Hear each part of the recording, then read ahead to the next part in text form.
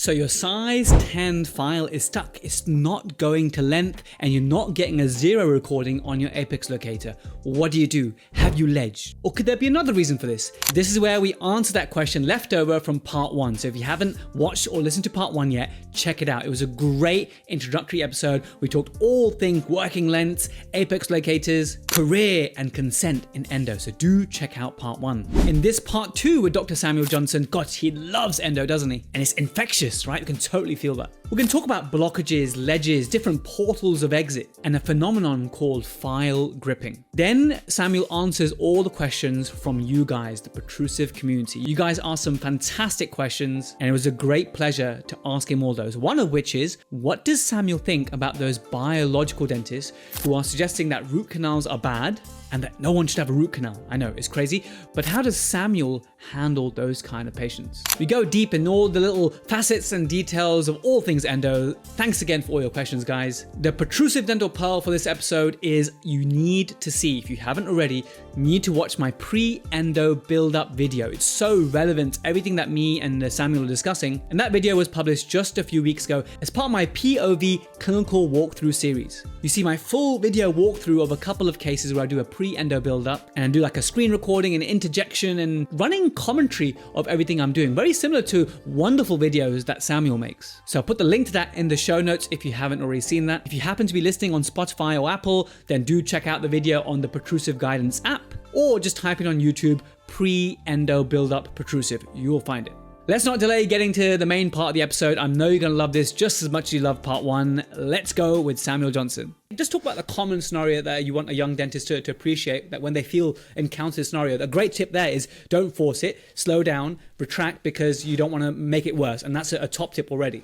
So I would say, have you reached 0 or not? Because, you know, you can get a canal. I had one yesterday. I had a distal buccal, which was 17 millimeters in length. So if you have already reached 0 and then at 18 you're getting this hard stop, you have probably likely ledged it, but don't panic. I think we might move on later on to talk about managing ledges. But if you haven't already reached 0 with your apex locator, I think the best thing to do first is just estimate where you are actually at within the tooth. So, you know, you can estimate the working length in many ways. You know, you can use a pre-radiograph, although, you know, sometimes if you can learn how to draw how long it is on your radiographic software, it's not perfect, but it kind of gets you in that kind of, it's a useful estimate, isn't it? Another thing as well is, you know, if you've got a multi-rooted tooth, you know, you say you've got a lower 6 and you've got a mesobuccal and you've got a mesiolingual. If the mesiolingual is 19 millimeters, or if the mesiolingual is 22 millimeters and you're getting stuck at 18, you're probably short. And also take a working length radiograph. I did say I don't take them, but I do take them, because sometimes my apex locator is all over the place and I don't know why. And sometimes it's good. So this is the one that you said is not routinely advocated by FGDP, but you know, sometimes when you're getting erratic measurements and just to verify, that's when you would take it with, and you are doing it with the size 10 because obviously you're stuck there. Is that right? Yes, yeah, absolutely. Mm-hmm. So say you are near to the end. Okay, this could be a ledge. It could also be complicated anatomy. The X-ray is not going to show these, many portals of exit. And I would say a really, really common sign that it is complicated anatomy, not a ledge, is that you get that kind of sticky feeling.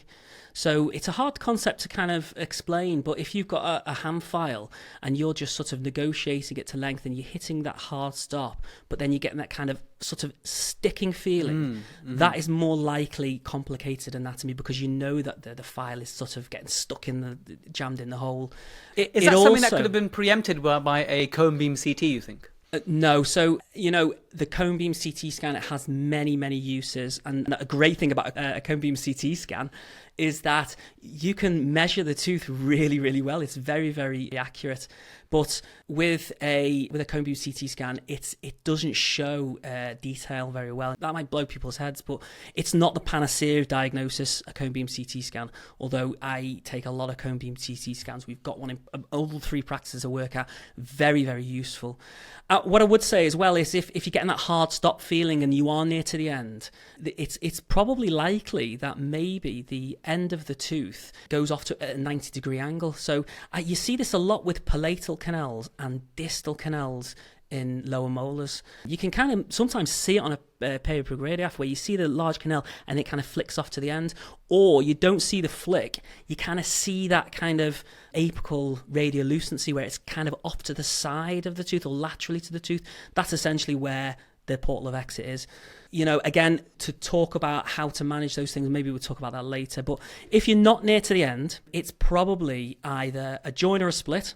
So it's where two canals are coming together or they're splitting apart and your file just can't reach around that kind of double curve. Or it's this concept of file gripping, which That's the one I wanted to really expand on, because I think that can really catch people out. It caught me when we had a chat about this. I was like, oh, wow, that's right. Tell us about file gripping. By the way, file gripping is, I don't really know what it's called, really. It's just something that I've just sort of made up myself. When I say made up, just the concept. Maybe people do use file gripping, I'm not too sure. But essentially, you know, the problem is the file isn't advancing, you know, and you might think to yourself, well, I've got this kind of cylinder, this metal cylinder, which is circle, and I've got this sort of perfect cylinder that I'm pushing that down. It's this tube, but in reality, it's not like that at all. The inside of the canal space is actually oval, and there's little places where you can get the file stuck in things. And you might be thinking that the tip of the file is actually getting stuck. That's the thing that's not advancing, but actually, it's friction from further up the shank. So it's essentially the canal space gripping onto the file further up. And you know this because you find this more often in longer canals. So I'm going to exaggerate now, do a bit of hyperbole. This is the best tip I could give you with root canal if you're new starting out. If you are getting, you know, say you're 18 on a canal and you know that it's probably about 20, 22, the best thing for you to do, if you're getting stuck, the best thing to do is not to jam it down there. You're going to pull your hand file out. In fact, you're going to measure first how far you've got with the rubber stopper. You're going to take it out. You're going to measure it. It's 18. You're then going to get a higher diameter file. Okay, and this could be anything. Say you're using a size 10, you just get a 15.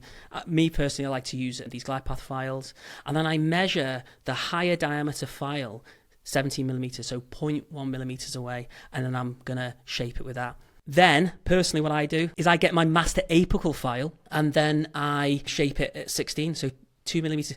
Listen, you're not using more files than you would do. You're going to be using this file later on anyway, so you might as well just use it to shape it up. And what you're doing is you're releasing the grip of the canal further up the shank of the file, further up the file. And, you know, the amount of times, this is just this magical. You know, the amount of times I do this every day, I'm not getting to length. I'm just shaping up further coronally up the tooth, and then it slips. But what I would say, again, it's that kind of temptation to get quicker, get more efficient, is that, say you're using a glide path file, or you're using a higher diameter file, and then you feel that this file is I think I could probably just go a little bit further with this. Don't resist the urge. Just shape it a millimeter away, because again, you're going to ledge, you're going to perforate, and if you ledge, it's just a nightmare, isn't it? It's just it's one of those things that just makes you, you know, unhappy for the rest of the day. But I mean, that makes so much sense to move to a higher file. The only thing I didn't understand there, Sam, just please explain to me, is you mentioned that, okay, you go to a larger diameter. Like, so if you were using a 10, you're going to go to a 15, a millimeter away, which makes sense. And then you said you're going to go to your master apical file size. But how do you know what your master apical file is if you haven't yet advanced down and prepped yet? Oh, Jazz, you've opened up a can of worms here. Again, another question I get asked all the time from newly qualified dentists is, what should be my master apical file? And yes, this is saucy. And also, I think this is a highly contentious issue in endodontics. So you get the sort of the dentists who use these huge diameters. What I would say, it's all about the taper. Okay, so it's not really the tip of the file, it's how much that file expands later on. So it's essentially, it's a contentious issue between endodontists, essentially. And, you know, it's all about the taper. So what I would say with the taper is that the tip of the file isn't the significant point. It's how thick it gets along its length. So for example, when we say 25, we know that's the diameter at the tip. But really, what I notice when I used to hang out with endodontists, that they never say 25. They say 2504. The slash taper is so important. But as general dentists, sometimes we just see the big number, right, which is the diameter. We don't learn to remember which brand is what taper, and that's so important. So I'll actually describe taper. So essentially, the taper means that it's usually a percentage value, the percentage that it increases per millimeter. So, if you're at the tip, a millimeter further up, it's percent of that, So K-file is 2%, right? Yes, yeah, you can get, really high diameter ham files. Oh, okay. And, on the one hand, you can use a low tapered rotary file. It's not going to cut as much dent in, but it's going to be more difficult to irrigate and also obturate. So at the moment, like I say, there's a little bit of a bum fight between endodontists about how much you should be removing tooth tissue within the canal space. And then there are... Because the higher the taper, the more pericervical dentine you're going to remove. Exactly. And there's strong evidence to say if you remove a lot of dentin, you're going to weaken that tooth. I personally have gone through a little bit of a sort of a journey with this, and people might say this is lazy, but I've just used HiFlex for so long. I know that it works. I've taken post-op radiographs a year after, and we know it works. The problem with HiFlex, of course, is it has got a relatively large taper. How much are we talking? It's variable. Okay. I think off the top of my head, I think it's averages about to 6 to 7%.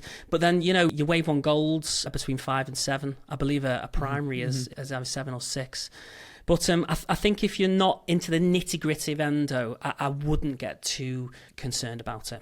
Okay, I mean, just the whole point of file gripping, for me, when I first experienced that, wasn't actually with files. When I took my master GP cone and I tried to get it to length, I noticed that it wasn't going, and that's when I realized I was taught that actually it was the friction of the GP. That's why I really understood when you taught me about file gripping, because it's kind of the same thing happening with the GP. And then what I learned was, and I think this is going back some years, Sam, so please correct me if I'm wrong, is that actually GP is not that stable, and some people keep it in the fridge and stuff, and there could be that issue that I expanded a bit, or that my shaping wasn't that good. I didn't do enough shaping to allow the shape of the file to imprint onto the walls to allow my GP to go to length. What do you think is happening when we get GP gripping? Do you know what is another pet hate of mine is I always check the end of the GP. So I've got this little gutter cutter. So it essentially cuts the GP to a certain diameter. And every time I get a GP point out, say I use a 25 GP, I'm pushing that into this gutter cutter just to check to see if the end is actually the correct diameter. And I suppose in a way, if the tip of the GP cone isn't great, then obviously you're going to get this kind of wide variation with the taper with the GP. So what I would say also as well is the dentists who like to do this kind of minimal prep dentistry, they use, say they're using like a 2504 taper, so that's a thin taper. They're using GP cones, which has the same taper, but the maximum diameter is 1 millimeter. So if you're using a bioceramic, say, you're essentially filling the majority of the canal with your bioceramic because it flows into nicely, and then you're just entering this thin GP cone, which is not going to get stuck down the sides, and this is going to allow for the endodontic bioceramic sealer to sort of flow around it. And I don't know if people have ever noticed before, sometimes you're going to get GP sort of touching the walls, but also if you fill the canal space with too much sealer, you kind of get that kind of like sort of buoy effect, don't you? It sort of floats up and down. This is really, really annoying. Okay, that issue is that GP isn't as stable, and I think you've made that point where you're having to use the GP cutter all the time, and then therefore what we get isn't exactly that accurate, and therefore it might be the issue with the GP rather than not having filed enough. Yes, I think if I can't get to length with my GP cone straight away, what I definitely don't do is I think, I'll be all right, just put it in, be sound. Because, but you know what? It's everybody's thought it. I'm not going to lie to you. Everybody's thought it. You're stressed. You've got this, that, and the other all going around. But you know what? This sounds blindingly obvious, but it just isn't in the patient's best interest. Okay. What you want to do is you just want to pull a GP cone out. You just want to reshape and just, I would say 99.999% of the time, if I just reshape with my master apical file, then it's going to go to length. But what I would say yesterday was a really, really good example of my GP cone not getting to length. I just think there was an acute bend at the end, and it was an upper 6. I could get down the palatal really easy. I got down the DB really easy, but the mesiobuccal was really, really difficult. And I shaped the other 2 canals with a 25 high flex, but I just could not get the high flex 25 past this sort of, it must have been like maybe the 5 millimeters away from the apex, and I could just about get the size 20 past the apex. What I did is the GP cone was still snagging, and I don't think it was this sort of gripping effect. It was essentially where there was like an acute bend at the end. And another really, really great thing about it is you can pre-bend hand files when you're trying to get around a tight curve, but you can also pre-bend GP cones. You might say to me, well, GP cones are not stiff. So in this case, yesterday what I did is I got some Endofrost, and I blasted the GP cone with Endofrost. So I essentially froze the GP cone, and I was able to manipulate around this canal. So that's another really great tip, is get your Endofrost out for sure. That's a lovely little tip there. Fantastic, great. Okay, so I've got a Sonic Dental ultrasonic bath here, and Amazon Jewelry Cleaner ultrasonic bath here, which can work, but it's just too big, right? And it's got too many settings on it actually. So the problem with too many settings is like, which is the correct frequency of cleaning? Whereas what the Sonic comes in, it comes in just one setting, which is the correct setting that you need. As you can see, it looks really nice, very easy to use. Press and hold the button, and there we are. It looks like it actually belongs in the surgery, whereas that one doesn't, and Zoe didn't like this one very much because it was just too big, as you can see. Too big, nice and compact.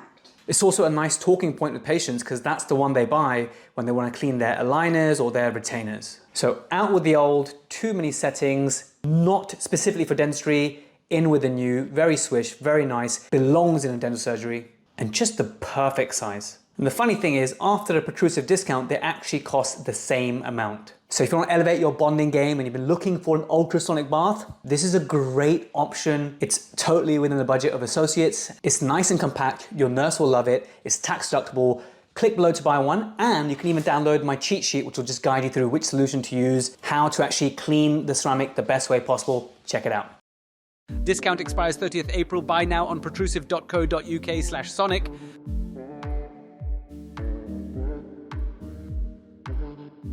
You've answered a lot of these questions. I think if we go into overcoming a ledge, I think it's a little bit too technical. I would love to instead go through the community questions if you're okay with that, Sam. Absolutely, sure. The one I want to start with is extremely controversial, and I've just enjoyed this conversation so much with you, and I know enough about you now and your character that I think you're going to have a fascinating answer more than anything.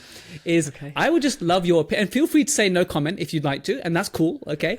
These biological dentists, I think you know exactly where I'm going now, right? These biological dentists who are making all this hoo-ha that root canals should be a no-no. Like if a tooth needs a root canal, at that point don't even get the root canal, have an extraction because it's dead matter in the body. That's the kind of terminology that they use. So Samuel, these biological dentists, I think you know where I'm going with this now, right? They talk a lot about root canals just being bad news. There's like that stupid thing I've read whereby 97% of cancer patients had this one thing in common, which is a root canal. That's like saying 100% of cancer patients drank water. Do you know what I mean? So like, A, do you ever get patients like this? And then B, I feel like as a profession and as an endodontic community, I know there are white papers, the American Board has done something. I don't know if the BES has put a position statement out, but I feel as though we need to put science first. And there's very dangerous advice sometimes to extract perfectly good root canals, completely asymptomatic for this, it's not biological, it's not natural.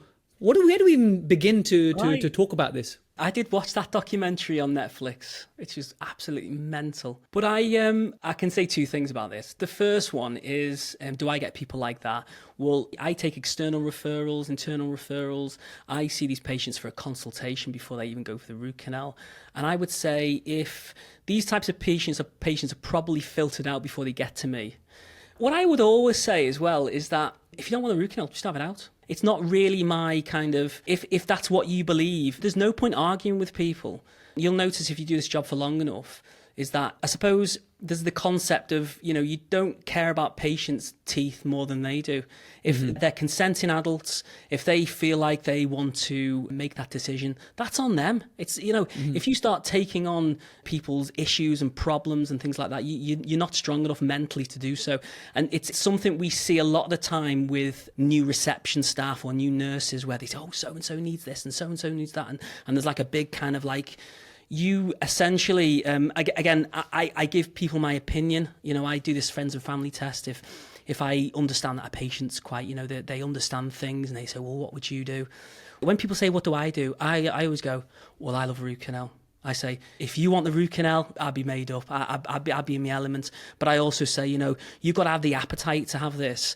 If you're thinking to yourself, I don't fancy this at all, then that's the right decision. And this is essentially, it all goes back to consent. A lot of the times I've started new practices and the same question all the time, when would you go for a consult and when would you go straight to treatment? We always go for consult because you'd be surprised how many people you can filter out where you do this kind of, you tell them all the risks, you tell them the costs and everything, and then, they go, oh, it's not for me.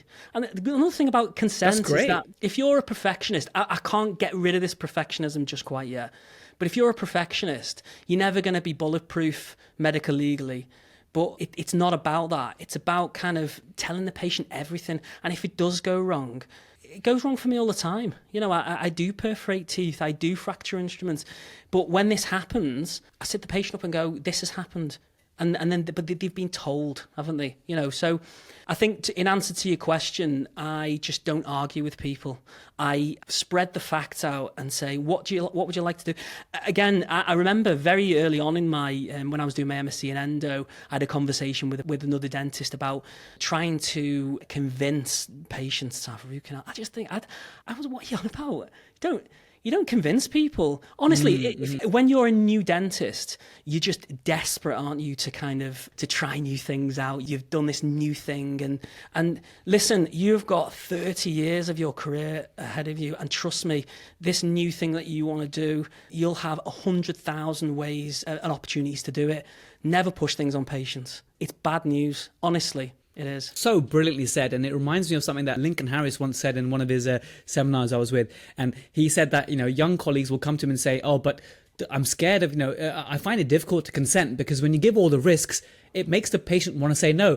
Well, that's the whole point of consent, right? Exactly. If the patient's appetite for risk isn't there for that very real issue, then that's the whole point of consent. It shouldn't be like trying to make sure that you just give them enough to make sure they say yes. That's not consent. Consent is making sure they own their problem. But if they really want the solution which you offer, in which case is trying to save a tooth, and if they believe this pseudoscience of unfounded claims, then so be it. Because you're right. It's sometimes exactly. And as long as you just give those options, that here's what I can do for you. I don't believe in this pseudoscience. I don't know if that's the right term to use those patients or not.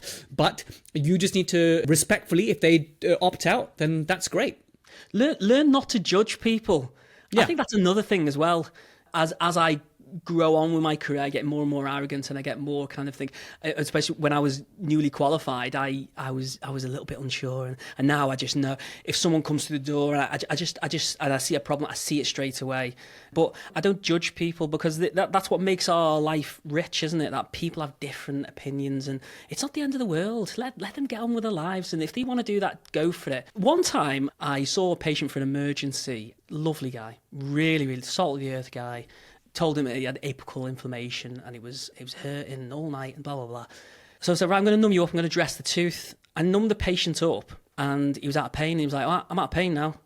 And I was like, oh, yeah, but this was just to... And he didn't understand it and then he just walked out. And I just, and the thing is, he was back for sure. And he was all dead nice about it. But in the end, you can't just get overly, like I say, don't try and take on other people's problems. Obviously, be empathetic, go the extra mile for people. But if they have made a consenting adult decision, don't argue the toss with it because there's no point. Absolutely no point at all. If there was one tip to give to any new practitioner of any discipline, it would be this: not to own the patient's problem and care for your patients, be non-judgmental. Really, actually, put the word care in healthcare is so important. Actually, genuinely care. but not more than their own teeth. And that's it's something, a recurring theme in the podcast. That question, by the way, about these myths about root canal, that was from Megan. I just want to give a shout out to Zachariah, who actually introduced me to your channel like some months ago. So Zachariah, thank you so much. I also have Ben, who says he loves your YouTube videos. Ben has submitted so many questions that it's insane. Thank you, Ben. So I'm going to pick one that's going to be the most tangible. Okay, at what point, if you spot a crack in a tooth during root canal treatment, do you decide the prognosis is too poor and would advise extraction? How often does this happen? Do you know what? I've boo-booed a little bit because they've just released, I think it's the ESC has just released a position statement on cracks. So what I would say is my advice given now is, it might be wrong, but in my opinion is that we used to chase cracks out. We now know that is probably a bad idea because you're just removing more and more tooth tissue. I was taught personally, if the crack doesn't extend through and through, so say you've got a mesiodistal crack and it doesn't extend through the floor of the pulp chamber, it's got a poorer prognosis. This is where consent comes in, and obviously it's going to need some sort of cuspal coverage. Also as well, if the crack doesn't extend into the canal orifice. But like I say, it's all about, we always go back to consent, or any problems always go back to consent, and it always goes back to tailoring your consent to the patient. Mm-hmm. So, if you see someone for root canal, you just thrust them like a piece of paper and you get them in. That's no good. That's no good because it's doing a disservice to the patient really. And you just give the patient the risk, okay? And you're never going to know how they sort of value risk.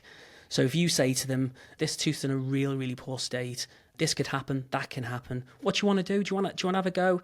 And some people go yeah, some people say no. And then you just, I suppose in a way, if you're sort of getting that sort of feeling that they're not owning the problem, then maybe you're going to lean towards maybe not doing the treatment.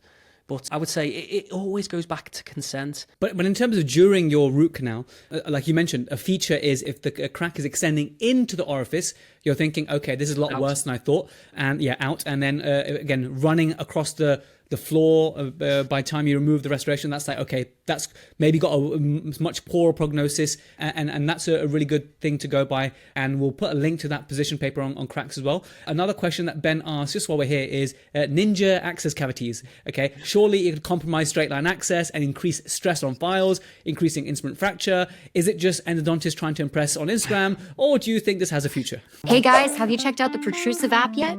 It's the ultimate tool for the geekiest and nicest dentists in the world. Basically, people like you.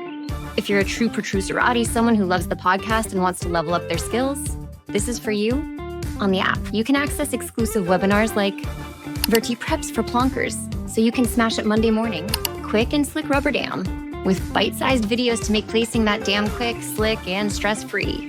Sectioning school, because let's face it, extractions don't have to be scary. And RBB masterclasses, perfect for kicking off your prosto journey with style. Oh, and you also get loads of other webinar replays and premium clinical videos to sharpen your skills on the go. So what are you waiting for?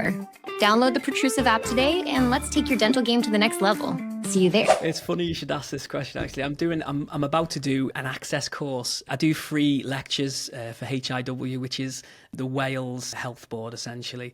I'm going to do one on the 18th of February. It's free, so if you're a dentist in North Wales, there's still 2 places left, and it's on access. And, these ninja access, I think the problem with these is, yes, you're going to be putting major stresses on your tooth.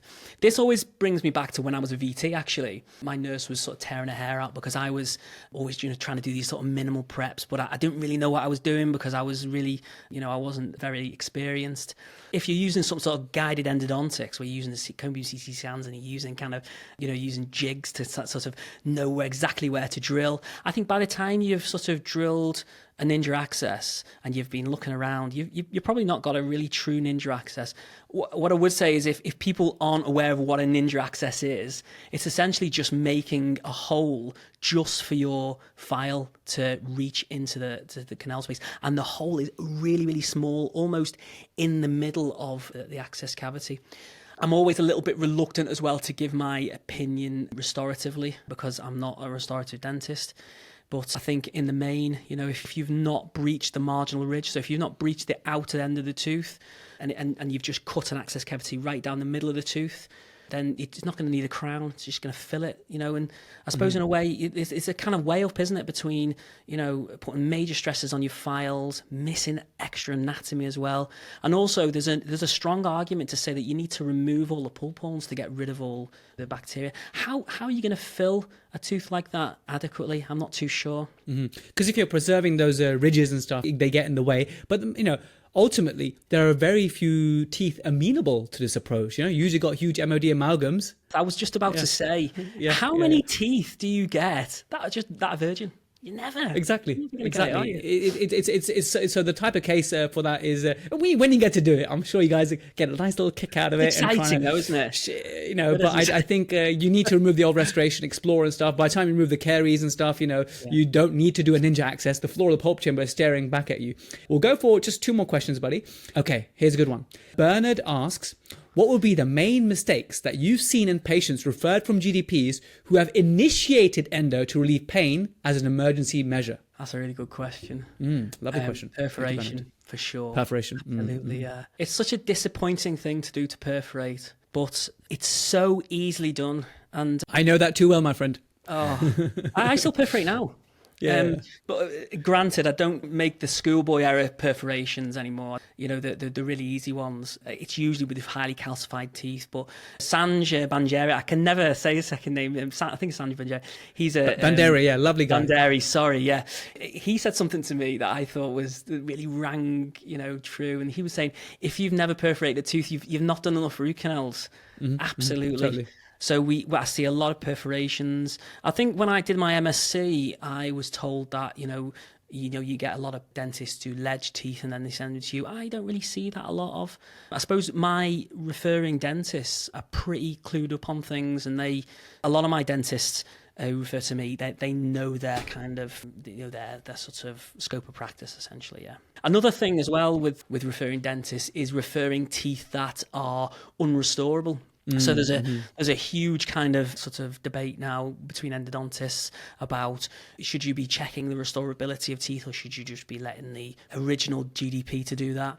I think it's down to how busy the endodontist is. So if you're just starting out with your endodontic career, I think a really great practice builder is to say to your referring dentist, listen, just bring them to me.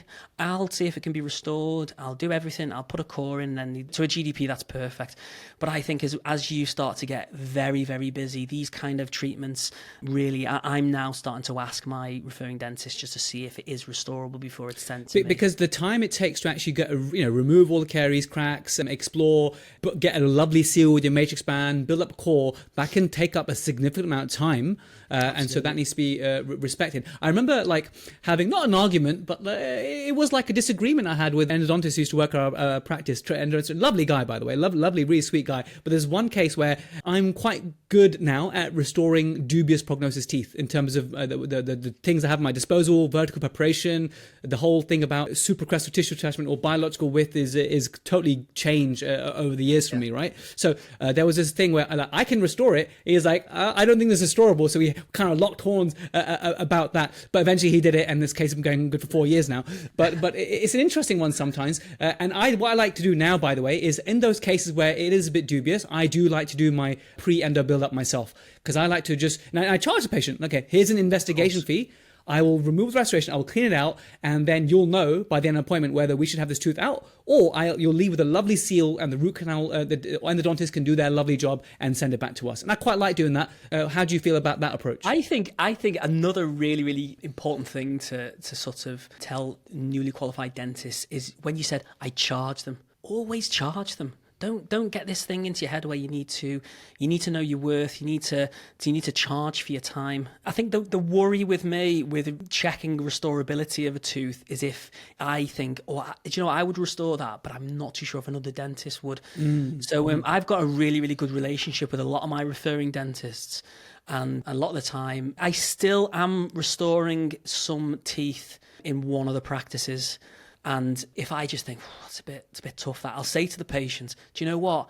If the dentist feels a bit they can't restore this, then I'll do it for you, no problem. But you are on real shaky ground there, because on the one hand, you're kind of showing up the other dentist, and that's not a good thing to do. It's not nice to kind of say, well, I'm better than you, blah, blah, blah, blah. Another kind of issue is you are, and this is a really delicate thing to say now, is that as a referring dentist, you can't be hoovering up work off of the patients. The referring dentist has sent you the root canal to do.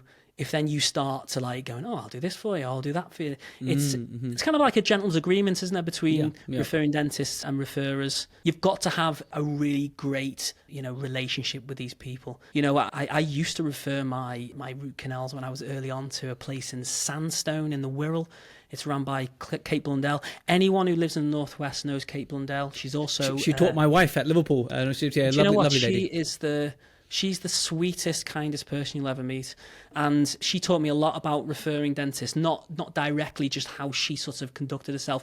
And she used to send letters and say, this has happened, do you mind if we do? So it's essentially, it's just always about communication. You see people on Facebook all the time, but people are arguing about things. Essentially, it all just boils down to communication, doesn't it? We're all mostly reasonable people, and I think that's essential. 100%. And that example I gave of me and the endodontist locking horns, it was actually in a courteous way. And he was looking out for me. He's like, "Are you sure you want to do this, Jazz?" And I appreciate that. Maybe you should have listened to him. I don't know. Well, it all is going well so far. But it was great for him to understand me as a clinician, and so building that relationship with your endodontist is absolutely brilliant. Last question from your namesake Samuel Zhang. If it was your tooth, Samuel, which would you rather have? Extruded obturation or slightly short obturation? Which one would you rather have? Oh, I absolutely love this. Extruded.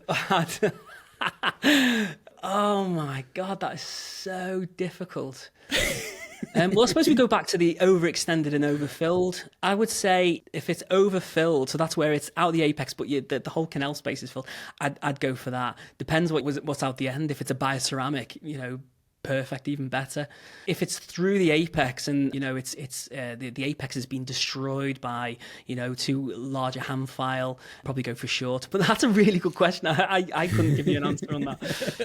It's like choosing your favorite child or something. So guys, those are amazing questions. Quick one from Rajiv. How important is sonic stroke ultrasonic activation of irrigants? Tell you what, if you buy an ultrasonic activator and you use it once, you will see all of the detritus and muck and everything just sort of vibrating off the canal walls, and then your canal irrigant just starts to become really murky and nasty, and then you will never ever not do that again, and ever again.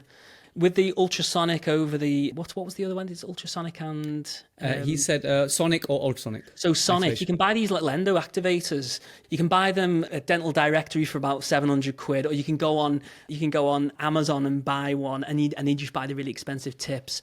I used to use those, but I think the evidence suggests that ultrasonic is much better. You'll also know clinically that you'll see all this out. My irrigation protocol, rightly or wrongly, is sodium hypochlorite activated. So this is once we've shaped everything, we've done the cone fit radiograph, everything's all ready to rock and roll. I'll use sodium hypochlorite, I'll activate it, and then I'll use 17% EDTA, and then I'll activate that, and then I'll do a final rinse with sodium hypochlorite. And because the EDTA is going to remove all that smear layer, all that muck, is going to open up all the tubules, and you want to get it in there. So, I think the ultrasonic activator, you buy the tips, they're all autoclavable. It's a really, really quick and easy way of just increasing the prognosis of the tooth. So definitely buy one for sure, even if you're a GDP. You're totally right. When you see it for the first time, and you just, there's no going back to not using it. I'm not gonna. I said that was the last question, but I'm just seeing these. Keep going. I've got all day. All right, lovely. So, do you do much like pulpotomy kind of stuff, or by the time they get to you, is the end of the line, is the necrose kind of thing? So I do general dentistry. So when I went fully private, we give the patients the option to stay privately with me, and some people just couldn't bear to see anyone else. I don't know why, but I do general dentistry, and I enjoy general dentistry for sure, like making crowns and things.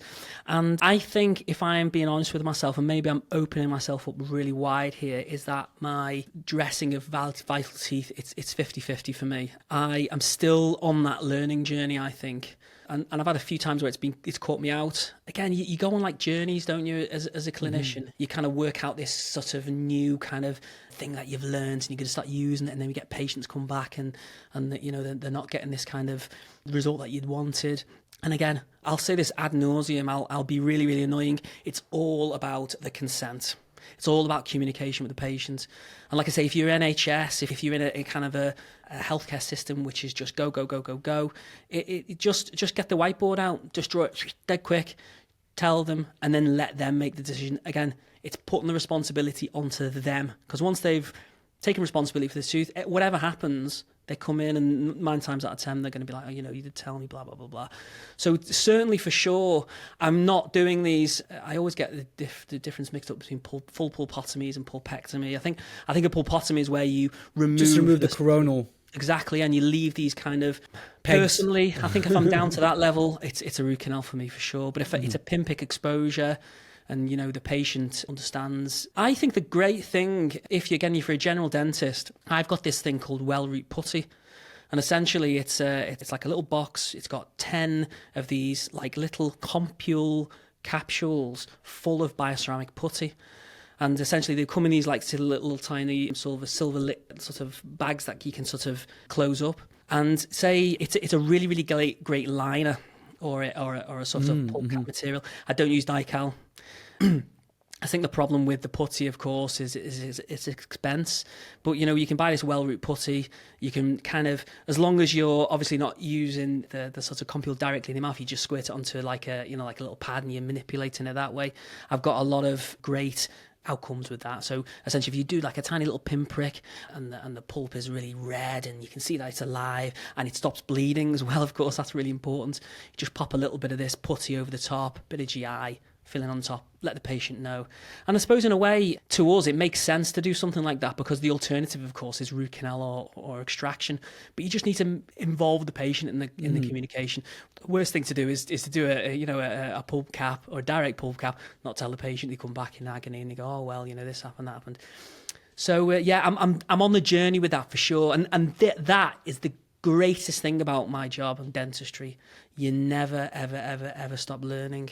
My principal, my practice in Wrexham, he's always doing something else. He's always getting this out. He's always, and I love that. I love watching him, you know, use different things. And to be, he'll kill me for saying this, but to be at the end of my career, he's not at the end, but he kind of is.